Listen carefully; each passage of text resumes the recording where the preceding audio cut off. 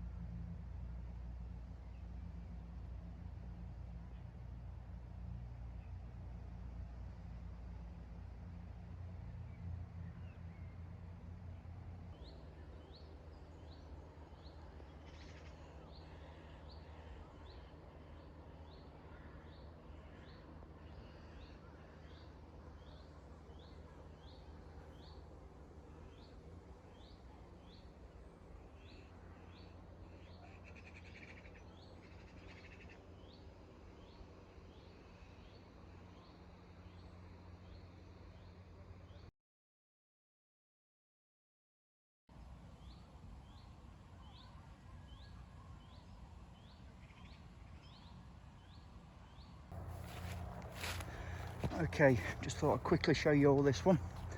So plenty of resources around here. Down on the floor here I've got pineapple weed, we've got various thistles, pretty much all of which are edible. Got young brambles or blackberries. The young early leaves are all edible, they make a good tea. Obviously brambles make great cordage, as well as the fruits later on. We've got woodland and stinging nettle. Various types of plantain, all very well established now this time of year. Great antiseptic, antibiotic, a good green to add to any salad. The wild grass, you've got to be careful when you're using the seeds of that, but you can actually make a flour out of those seeds if processed carefully and thoroughly. And moving up a little ways, obviously we've got the hawthorn. Young, fresh or hawthorn leaves can be eaten, said to be good for people like me with heart conditions. And obviously later on,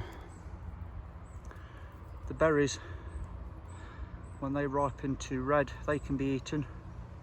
Being careful to spit the pips out, of course. They're high in vitamin C, and you can make fruit leather from hawthorn as they are high in tannins. I've done a video about that years ago, I think now. A good pioneer long-term storage food. Right next door we have the elder. Obviously the flowers have gone now and it's just starting to go into its berry stage. The flowers are edible, and as we all know, you can make wine out of the berries, but other than that, the rest of the entirety of the bush or plant is toxic, so be careful with the elder. Anyway, let's move on a little further.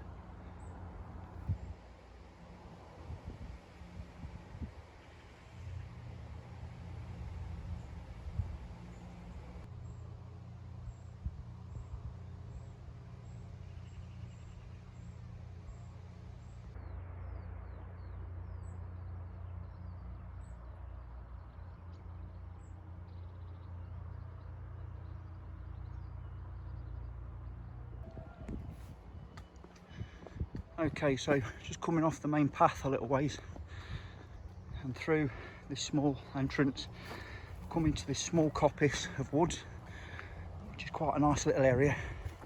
It takes me down to the brook.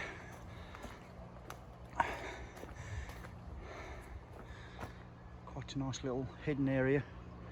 So I'm going to get down by the brook and get myself set up for a brew.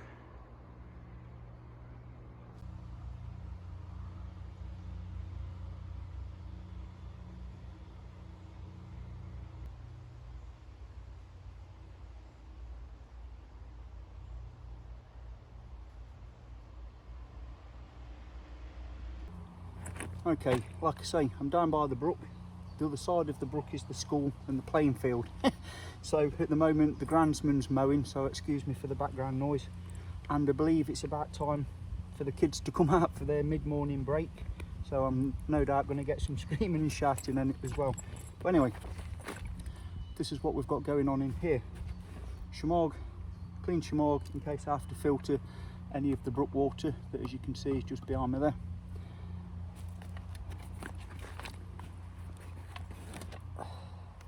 I think half-litre bottle of water. This I've brought for demo reasons really. This also fits snugly into the side of a cargo pocket, so you have that one side and the brew system in the other side, you're good to go. So the brew system itself is, come back to that in a minute, is this little stainless steel cup, dead cheap and cheerful off eBay. Comes with a lid, and inside of here is the entire system. Okay, so what we've got going on in here is two tier basically. The top tier, we've got this little fold out plastic camping mug, and inside of there I've got some tea bags wrapped in foil in case you fancy a real brew, a small ferrocerium rod and piece of flint that I can use as a striker, and also alternate way of firelighting if I have my steel pendant with me as well, obviously flint and steel. This little foil package, a few sweeteners in there. Moving into the guts of the cook system, I have a small folding UK legal penknife, non-locking, less than 3 inches blade, a lighter, it's the most reliable way of getting things going. Obviously coffee, those simple Nescafe 3-in-1s. One of my leather paw pads, as I call them, that I've put on our little eBay shop. Useful bit of utility item. Obviously to take your pan off the stove when it's hot. And it's also good for putting your utility sort of bits and bobs on.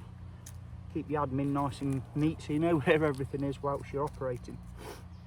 And then inside the pan itself I have a little wooden spoon. Another coffee bag here, one of my favourites, Battle Prep by Contact Coffee. And then we have a small grid ring basically, and this is just made off of a scrap disposable barbecue, off the actual griddle off the top, and one of my improvised buddy burners. So basically a beer or pop can with serrated cardboard filled with wax and some cotton ball stuffed in the middle, also waxed. So I can light that with either a ferrocerium rod or a lighter. Okay, to set this up we need to find a reasonably flat-ish piece of ground, and the perforated ring, the grid, needs to be formed now, because it used to fit inside the cup obviously, into a small enough diameter that the cup sits on it obviously, but a big enough diameter for the buddy burner to drop inside of. And then we go ahead and try and secure that ish into the earth, into the ground as best as we can. Make sure the buddy burner goes in before lighting it. And then what we're going to do is I'm going to open the fibres of our buddy burner wick.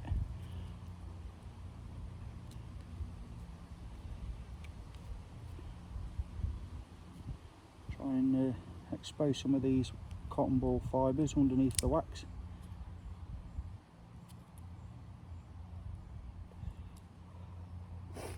I want this open and fluffy. Obviously, hopefully to catch a spark. Like so. And I'll try with the little ferro rod, but I may have to resort to the lighter if not. But, we'll see how it goes. It is fiddly, as you all know. But we'll give it a shot. That's what it's there for.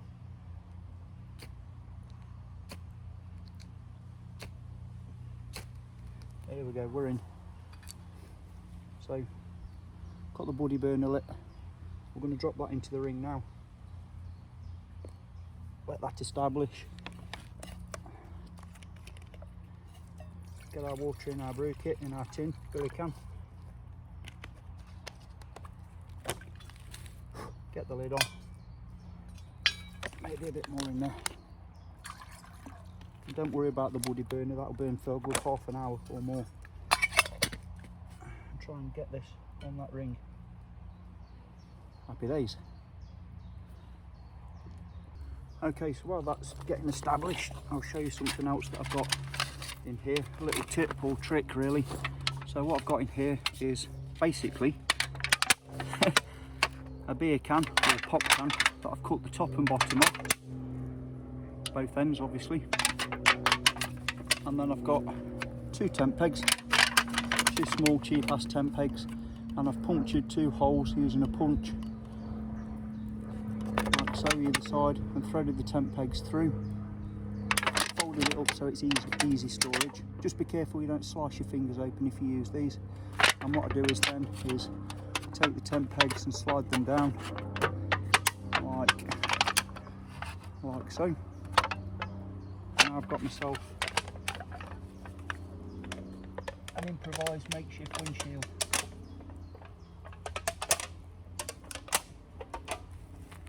Haha.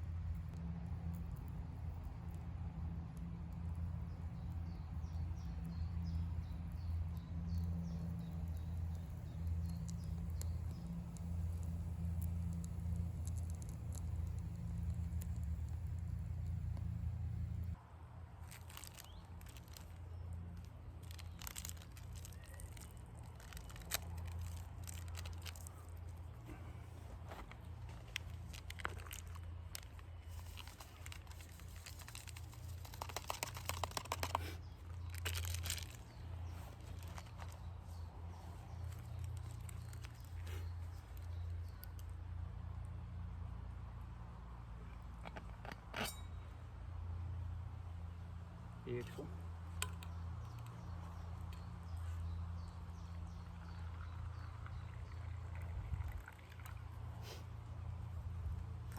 So we've poured our brew out, set that to one side.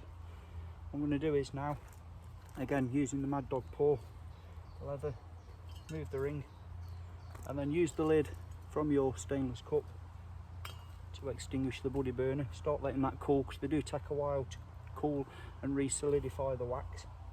So that's that done. And